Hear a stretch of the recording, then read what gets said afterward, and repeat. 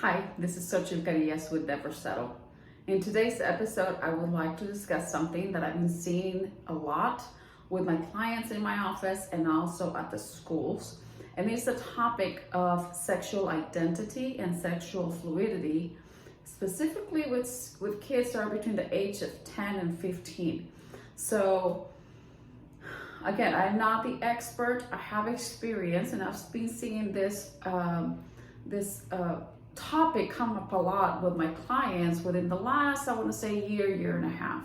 Now, sexual identity and sexual preference is something that we're used to seeing, that we're used to discussing, that is, it's more accepted in society now. LGBTQ groups are very strong, and the movement's very strong, and the Pride Parade and the lifestyle, and I think there's a lot of respect.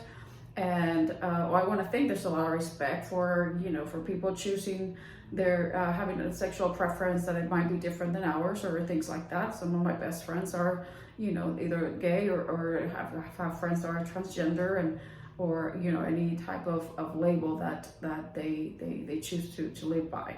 Now my topic is specifically between the ages of 10 and 15, and this is the reason why.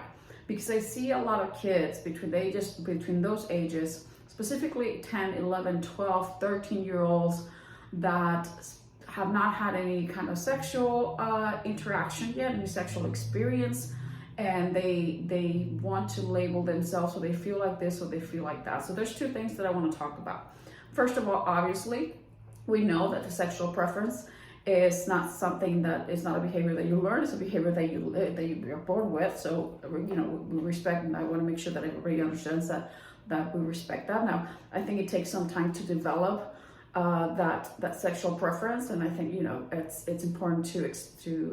I'm not saying for kids that age to experiment, but I'm saying until they experiment, until they have kind of life experiences with their sexual preference, I think that it becomes more clear to them. So if your twin is saying that they identify themselves as gay or lesbian or bisexual and things like that, it's something that you don't rub off. Like, you still listen to them. You want to make sure that, because there's a lot of bullying behind that too. So you want to have those conversations with them about it's okay if whatever sexual preference you have or you were born with, just be cautious of the way that you portray yourself, and just so that you're not suffering from the ignorance of others.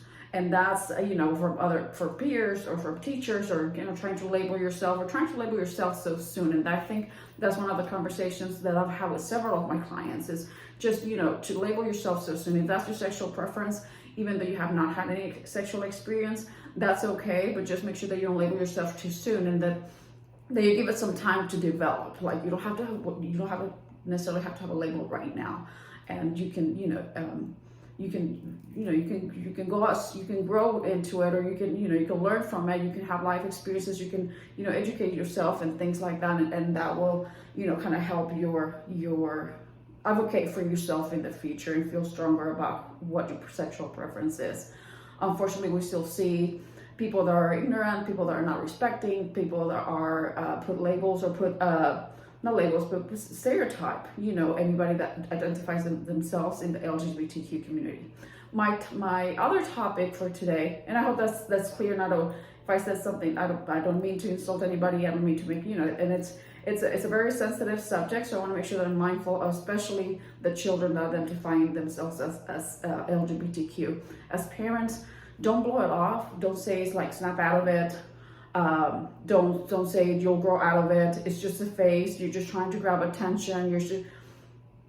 Most of the time that is not the case. Most of the time they're having thoughts. They're having their hormonal. They're having thoughts. They're having their emotions and feelings that they might identify as any of the LGBTQ labels. So don't dismiss them. Just listen to them, and acknowledge that that's how they feel at this moment. Just warn them to be careful with how they label themselves and how they're going to grow into being who they are, and being adults, and really knowing exactly what it is that they want. Again, especially for those kiddos that are in the tween ages.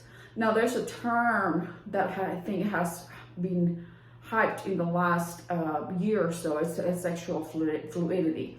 And it was hard for me to understand what the kids were talking about. And I think the best way that I can talk about it is there's a spectrum. There's the female gender and the male gender, and I'm talking specifically on social context. So the sexual fluidity, that sometimes I feel like more like a guy, and sometimes I feel more like a girl, you know, and sometimes I want to dress more like this, want to dress more like that. And to me, it didn't make sense until my daughter actually was the one that kind of explained to me, it's like, Ma, it's a spectrum. Like sometimes you know, some of the things you want to do, they're more like identify with the guyish things, and then some of the other things they're identify more like this girl things. So you just kind of move around the spectrum, and that's okay. And I said, okay, so you know, sometimes I feel more girly, and sometimes I feel more, you know, not so girly. So I guess that's something important to talk about. And like, again, the sexual context, there is sexual fluidity also in a sexual context, and that's not what I'm addressing right now. I'm just addressing it as a social aspect. Sometimes if your kid wants to, you know, be dressed more in a, you know, with pants and boots and shirts and button-down shirts and stuff like that, more towards the male gender, and then the next day she wants to be like want a dress or like a skirt and you know, high top you know, shoes and long socks or whatever it is that it's just for them, it's a spectrum in the social context. So to have, again, the thing that I encourage you the most is to talk to your kid and listen to them, listen to what they say, and whatever they're telling you, just make sure that you make them think about what it is they're saying, what it is that they're labeling. Don't try to push your opinion onto them, but let them teach you some things, and then you can come back with questions about, okay, why is it that you think this way? Why is it that makes you you know, that you decided to do this, or what makes you? So that what question is very important. What question, not why.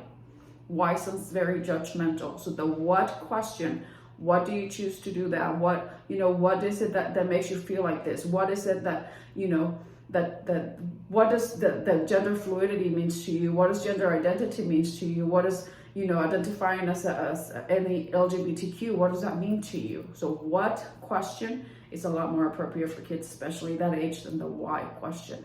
I think, you know, it doesn't matter what age you are, the why question sounds a lot more judgmental. So anyway, that's my 2 cents on sexual identity and sexual fluidity with the tween kiddos. Okay, I hope you enjoyed it. Thank you.